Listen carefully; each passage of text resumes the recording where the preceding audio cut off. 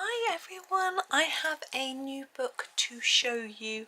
This is a book by Helen Elliston, Colorist Special Effects, and she has lots of written tutorials. I think she's got 5 books, this is her 6th, on various ways to achieve effects with coloured pencils. Now this is a dark twist edition for sort of Halloween, and although I'm not into scary, spooky, creepy Halloweeny things, I was attracted to it. I like the slime, I like all these things. I think they look rather good, so we'll see. I'll just show you the back of the book. It says creepy effects to elevate your colouring page skills, step-by-step guides to raise the scare factor on your adult colouring pages. Have fun learning, practice in the book or on scrap paper, then apply your new skills to your artwork. Together we'll make your artwork sing and shout with that extra touch of horror. So let's have a little look through at what Helen has got in store for us. So, welcome to Colorist Special Effect Supplement Edition Dark Twist. Enter the dark side, broken down into easy guides. Add a dark twist to your spooky, creepy colouring pages. Improve your colouring skills at your own pace in your own home. Here's where you can follow her. The pencils used. She uses Prismacolor Premier 150 set. Switch out colours for whichever sets you own. I also use some paint marker pens for extra contrast and pop. Thanks to everyone who encourages me. I hope you enjoy this special supplement. She also does colouring books and things like that. She's got a little list here. This is, by the way, an Amazon printed book, so it's only available from Amazon. So here is a little page showing some of the different things, which is rather fun. And but we'll move on quickly and just have a look at the tutorials. So we have metal axe, so this shows how to get that sort of metal effect, to get the sort of texture on the axe, which is quite useful for any metal. And then you've got the wood as well, which is rather good. Now this one I was really interested in. This is a rusty metal chain. Now I tried to do a rust picture the other day and not sure how to do it, but this is interesting. So we have all the different steps to make this sort of rust look. And then we have a decaying bone. So she's got one here. So you can use this one here to try it yourself, and all the different bits and pieces there, adding holes and things. And then there's how to do the maggot. This is a bit icky. Now this is here, look, you have the different, a page where you can colour. It's a little bit awkward, I think, to flip back and forth, but you could photocopy this and then colour in this, which is what I might do actually. And then we have a sort of blood handprint. Now you don't have to do blood, you can do any colour if you just want a dirty handprint or something, but it's quite interesting there, look, and she shows it on a wall there. Now this one is a sort of message drawn, which is interesting. And it's similar with a heart. Now this is melted skin. Ugh. So you can see it's sort of, yeah. And there it is, applied on a cheek. This one is a finger wound, so it shows the bone exposed and all the blood. Very, very clever. Look at that. But although I can't see me using this bit, it does tell you how to colour a finger, which is actually very, very useful. Here we have an open wound, and again, it shows us how to shade the actual flesh of the arm. So even if you're not doing that bit, you can learn how to do this bit. Now we have gravestones. Now we have a lot of these in colouring books, or a lot of stone as well, maybe not just gravestones. So that's very useful, I think. And we have green slime. This one I thought looked really good and interesting. I was trying to do some the other day in a cauldron. And here it is sort of over a stone. Here we have a zombie eye. There. And they've got the green bit around it as well. So you could use this for a dragon eye, couldn't you? A glazed eye. Oh, I hate those. They're so scary. She's done such a good job. Ugh. Okay, so a bullet hole in a sort of wallpaper wall. And then here's one in glass. And one in metal. Look at that. You can really see in. It's amazing. Here we have one in wood. And one in brick. So, you know, even if you don't use this bit, you can learn how to colour the brick. A spooky window figure. Ooh. Look at that. A floating ghost background. See that you could use this swirly effect even if you didn't want to draw the sort of actual ghosts in. I'm only saying that because I'd be too scared. Now this one I've seen already. It's really clever. So you've got this sort of metallic within a leg. So the metallic work is amazing, and you could use that for any metallics that you were trying to do. But look, and then we start to get the background and it put in within a leg look. So that here is showing how to do this sort of metal look. Amazing. And we've got again a sort of practice page. And then here, this bronze skull. This was really, really good. Blending up the different colours, doing the teeth. Never know how to do teeth. There. Fantastic. And here's one from the front. Look at that. It's amazing. Amazing. Oops, sorry. And then some more practice sheets. And there we go. So we've got a lot there. So even if you're not doing like spooky, scary stuff, you've got other things that you can have a go at. What I'm going to do is nip off, photocopy one of the pages and work through one of the tutorials with you. Let's just have a go, and just something really simple, I think. I just need to go and get the right pencils as well. Right, I have got the materials to do this rusty metal chain tutorial because I thought it would be fun. So I've traced it. This is layout paper. It's really thin, so I could just lay it over there and trace it through. It's not particularly neat. It doesn't matter. And I'm not going to do the whole of the chain. I'm just going to do a little bit of it. So let's have a look. Now this tutorial is with Prismacolor pencils. So that's what I've grabbed. I've grabbed all the colours that I need with Prismas. So the first instruction is to put a sheet of paper on top of the image and use a ballpoint pen to scribble some impressed lines all over it to make grooves in the paper. So I'm going to do that by just folding this over like this because I need to see through it and it's only pencil, and I've got this pen. I'm going to just try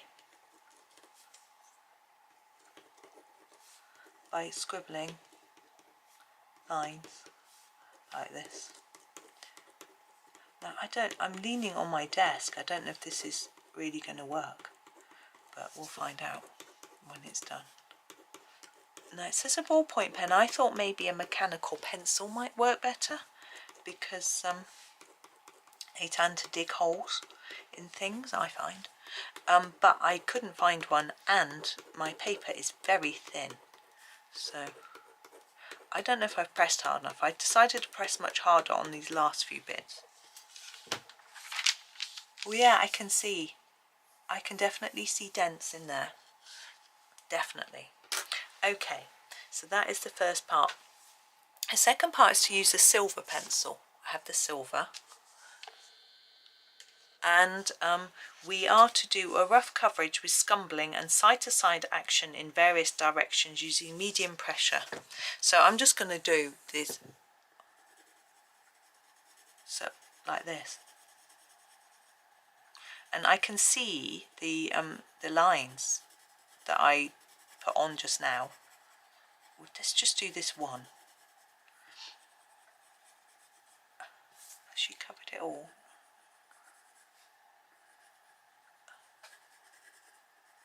Now put it up a bit closer so you can see my effort. Okay. Then we use the bronze colour. Vary between light to medium pressure, shade in a rough manner and in patches so that some areas are darker.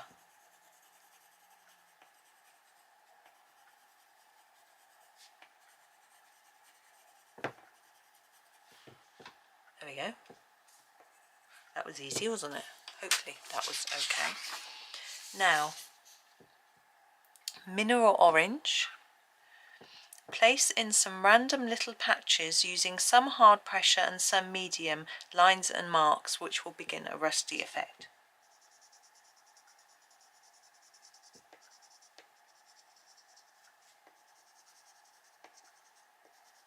I'm being completely random, I'm not copying the picture. There we go. Then you use the 50% warm grey. I could come in closer because you don't need to see the instructions, but anyway, there we are. The 50% warm grey to apply where shown in the picture, mainly scumble, to start creating form with this darker tone. Okay, so I can see in the picture on this one we've got a bit here like that. There. And there is a bit here.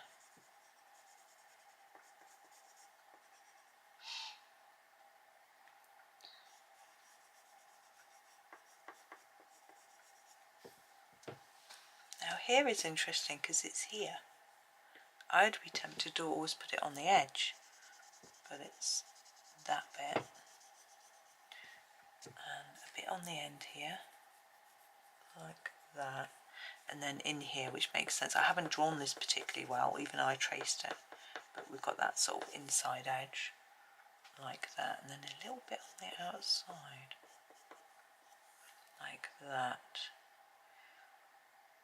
And she said to scumble, but I didn't. I was actually doing lines. Okay, now with the 90% cool grey, build form and dimension with darker shape. Okay, now this should be a bit in here, but I haven't properly traced it, but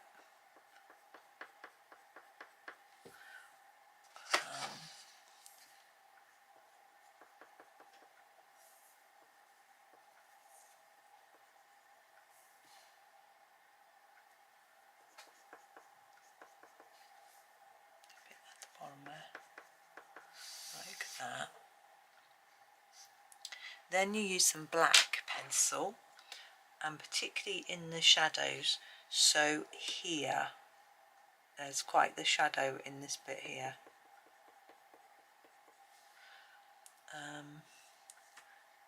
There's quite a bit here as well. I am copying what's in the picture, by the way. I'm not just making this up. Like that. And then it says you can use a little bit of black pen to really make it very dark. This is the only black pen I could find. So you put a bit in here. And there, like that. Right, next we use a cadmium orange hue, and we use in ragged clumps on each link to enhance the rust effect. So I've got a bit here, for example.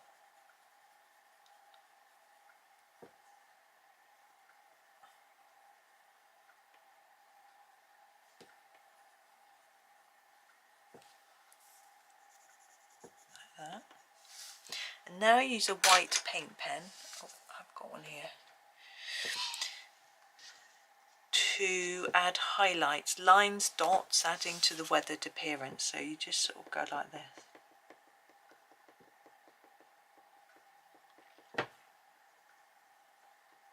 Trying to get it to work.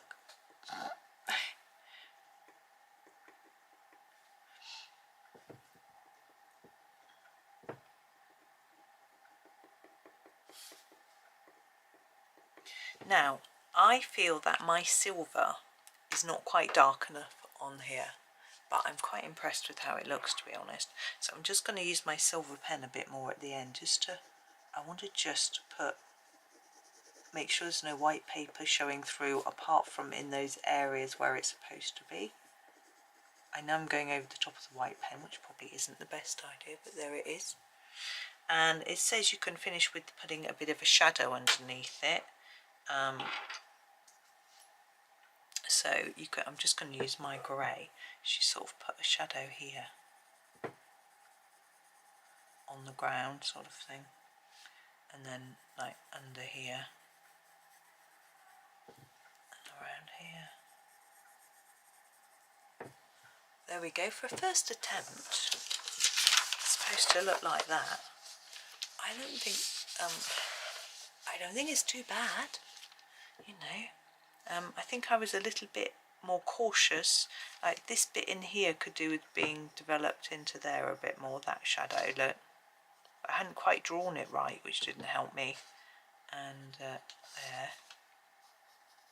But yeah, I was certainly getting there. So there we go. So there's that one. A bit of practice, but obviously it needs more practice. But there is a bit of a rusty idea, which I really like actually. I love the idea of doing rust. So there we go. So there is one of the little demos. So I hope that was okay for you. Hope you enjoyed that. Now I put my affiliate links for the book in the description. Whoops. So that you can order it if you want to. It's as I say, it's Amazon, available on Amazon only, and you have to wait a couple of days. Now I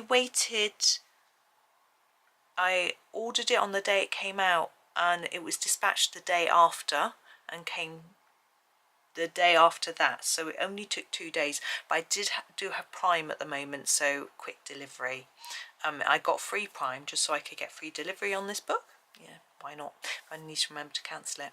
But I think it might be Amazon Prime Big Deals Day today, only on the day this video is going out. So it might be worth signing up to free Prime to look at other things. I don't know. Maybe. Who knows? But if you get the opportunity to have free Prime, of course. Anyway, I'm trying not to be an advert for Amazon. I want to show you the book instead. But that was fun. There's a lot of things in there, despite the fact I said I don't like doing creepy, scary stuff. There's the metal, there's this rust, there's the gravestones, the stone, there's this sort of 3D impact of these and that sort of thing, which I think I can learn a lot from, and the wood as well. So there's a lot in there, and this gold effect that I'm really liking. So I'm going to definitely be using it to try out some various techniques. But I am going to go and get this out so that you can see it. But thank you for watching. Hope that you have a super Thursday. It is today. This one's going out. And yeah, thank you and happy colouring.